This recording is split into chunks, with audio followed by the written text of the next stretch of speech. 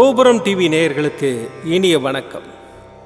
இன்று பிறந்தநாள் காணும் மற்றும் மணநாள் காணும் அத்துணை சகோதர சகோதரிகளுக்கும் எங்களது இனிய வாழ்த்துக்கள். பாபாவின் ஆசிகளோடு பல்லாண்டு காலம் நீங்கள் எல்லா வளங்களும் செல்வங்களும் பெற்று நலமுடன் வாழ வாழ்த்துகிறோம். பாபா அழைக்கிறார். அவரின் பொன்மொழிகளை கேட்பதற்காக, நம் பிரச்சனைகளை தீர்த்து வைக்கும் அற்புதமான கூட்டு பிரார்த்தனை செய்வதற்காக, மேலும் மனம் ஒருநிலைப்படவும் மனம் அமைதி பெறவும் அற்புதமான தியானம் செய்யவும் பாபா அழைக்கிறார். பாபா நம் கரங்களை பிடித்து அழைத்துச் சென்று அற்புதம் நிகழ்த்தவிருக்கிறார். வாருங்கள், பாபாவின் பொன்மொழிகளை தரிசனம் செய்வோம். அன்பு குழந்தையே, எல்லாம் முடிந்துவிட்டது என்று நீயே உன்னை முடக்கிக் கொள்ளாதே. மனதை ஒருநிலைப்படுத்திப்பார். உன்னை சுற்றியுள்ள வாய்ப்புகள் புலப்படும். எல்லா சந்தர்ப்பங்களும் தானாக அமையாது. நீதான் அதை உருவாக்கி கொள்ள வேண்டும். வெற்றி தோல்விகளை சகஜமாக எடுத்துக்கொள்.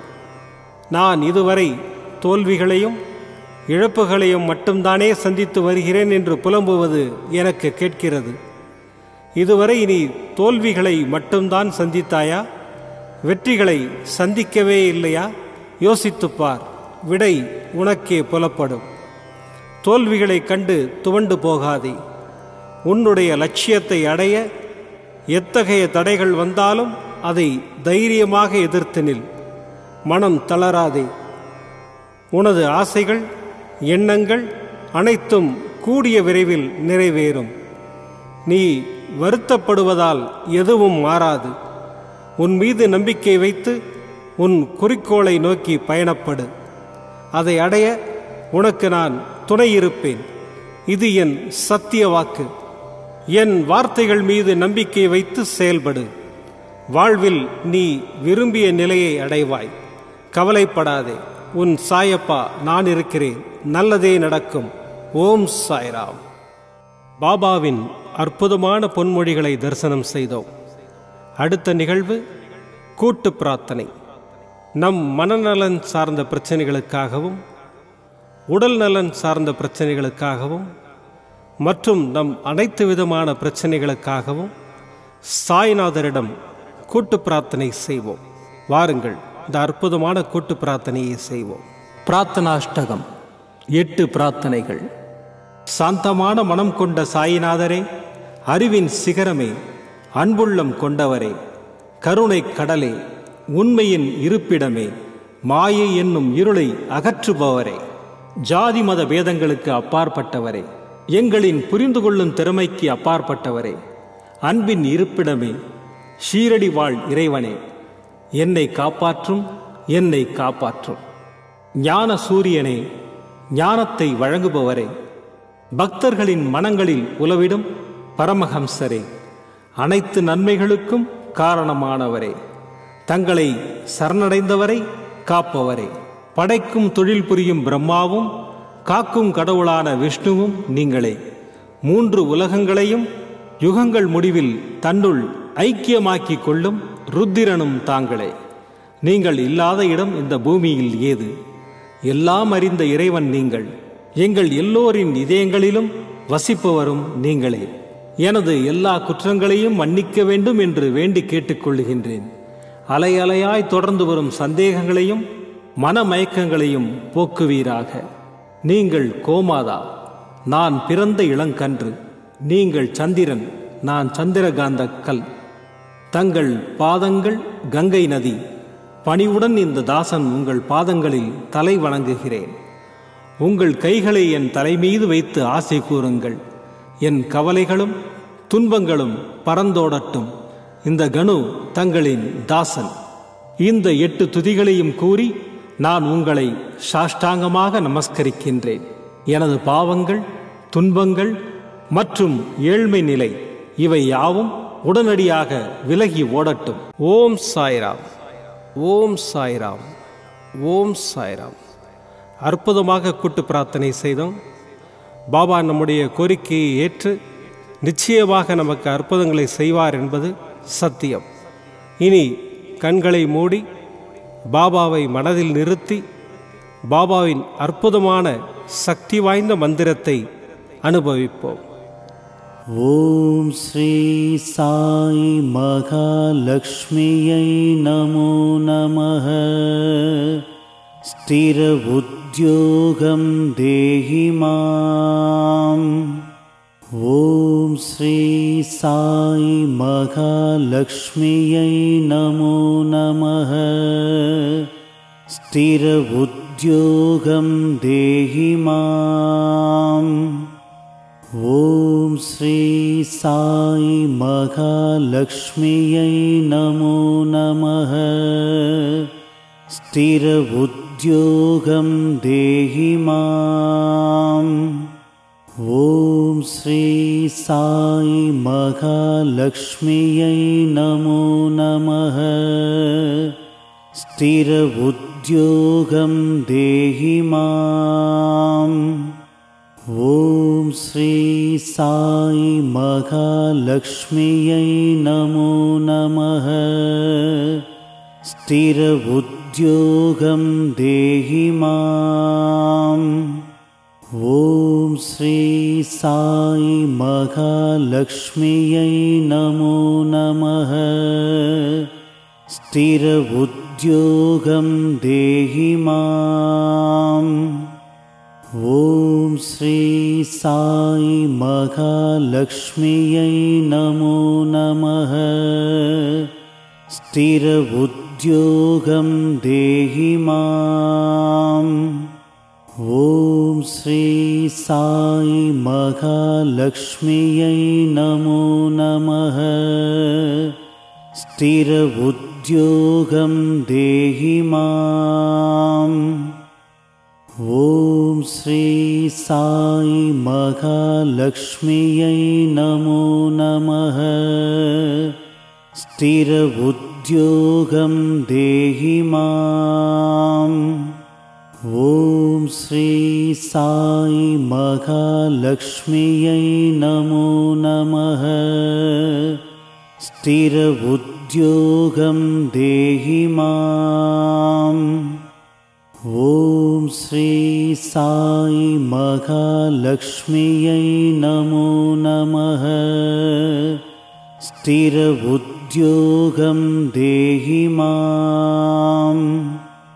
ஓம் ஸ்ரீ சாய் மகாலட்சுமியை நமோ நமः. ஸ்திர உத்யோகம் தேஹி மாம். ஓம் ஸ்ரீ சாய் மகாலட்சுமியை நமோ நமः. ஸ்திர உத்யோகம் தேஹி மாம். ஓம் ஸ்ரீ சாய் மகாலட்சுமியை நமோ நமः. ஸ்திர உத்யோகம் தேஹி மாம். ஓம் ஸ்ரீ சாய் மகாலட்சுமியை நமோ நமः. ஸ்திர உத்யோகம் தேஹி மாம். ஓம் ஸ்ரீ சாய் மகாலட்சுமியை நமோ நமः. ஸ்திர உத்யோகம் தேஹி மாம்.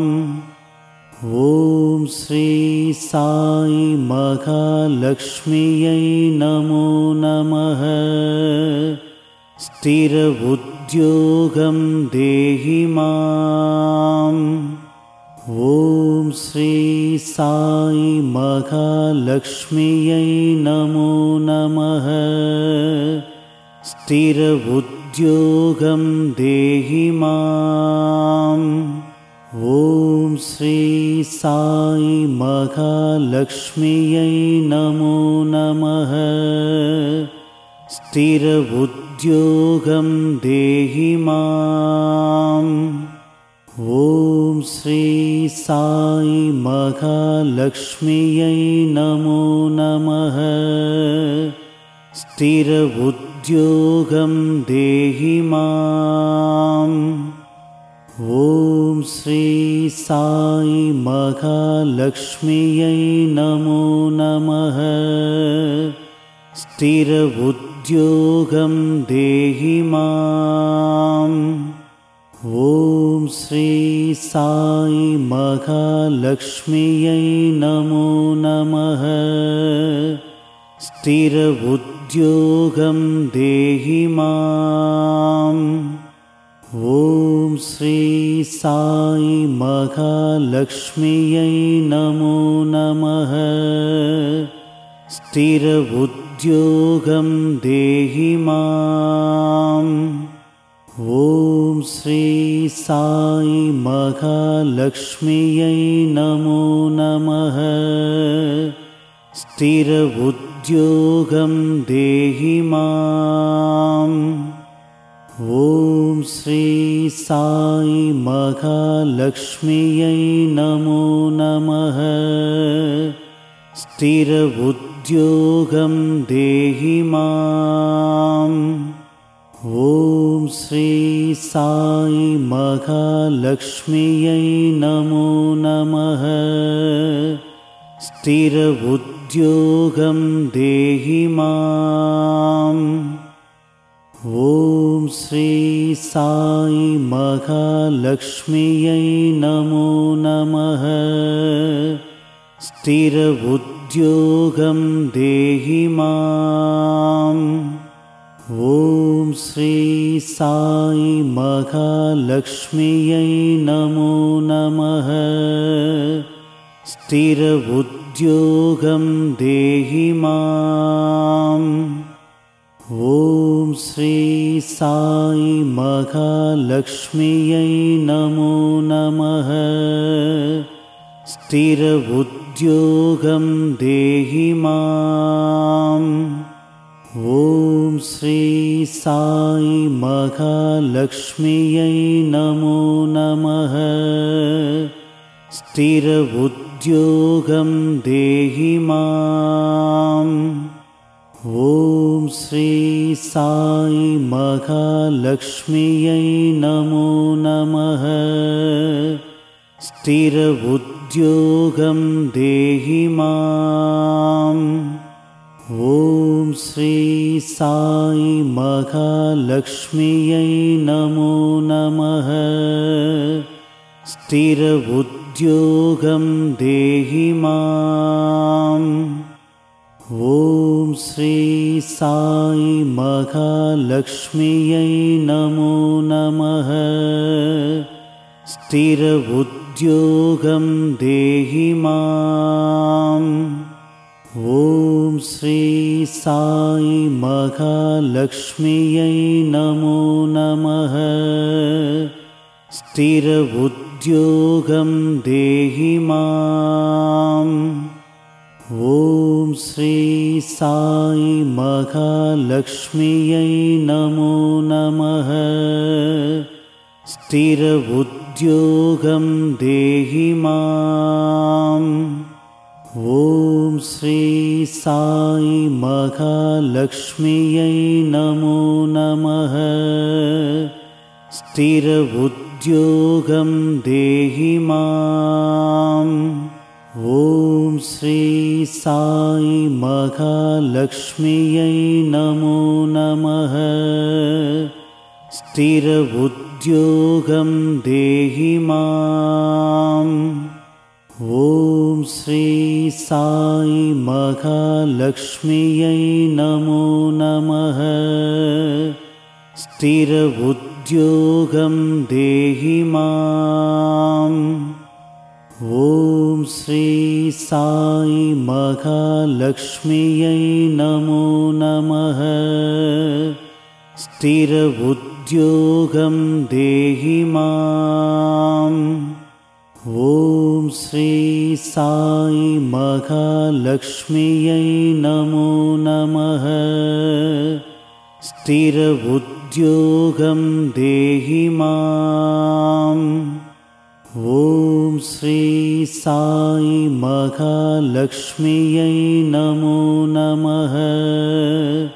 स्थिर उद्योगं देहि माम्। ஓம் ஸ்ரீ சாய் மகாலட்சுமியை நமோ நமः. ஸ்திர உத்யோகம் தேஹி மாம். ஓம் ஸ்ரீ சாய் மகாலட்சுமியை நமோ நமः. ஸ்திர உத்யோகம் தேஹி மாம். மீண்டும் நாளை காலை இந்த அற்புதமான பாபா அழைக்கிறார் நிகழ்ச்சியில் சந்திப்போம். நன்றி, வணக்கம். விதம் விதமான பக்தி நிகழ்ச்சிகளை உங்களுக்காக தந்து கொண்டிருக்கிறது உங்கள் கோபுரம் டிவி. உங்களுக்கு பிடித்த நிகழ்ச்சிகளை லைக் செய்யுங்கள், உங்களுக்கு பிடித்த மாணவர்களுக்கு ஷேர் செய்யுங்கள். மேலும் சப்ஸ்கிரைப் செய்வதோடு மட்டுமல்லாது அருகில் இருக்கும் பெல் பட்டனை கிளிக் செய்து கோபுரம் டிவி நிகழ்ச்சிகளை உடனுக்குடன் தெரிந்து கொள்ளுங்கள். மற்றும் ஒரு மகிழ்ச்சியான செய்தி, கோபுரம் டிவி ஆப்பை கூகுள் பிளே ஸ்டோரில் ஃப்ரீ டவுன்லோட் செய்து கோபுரம் டிவி நிகழ்ச்சிகளை தொடர்ந்து கண்டுகளியுங்கள். பாருங்கள், ரசியுங்கள், பரவசமடையுங்கள். gopuramtv.com. பக்தி பக்திமயம்.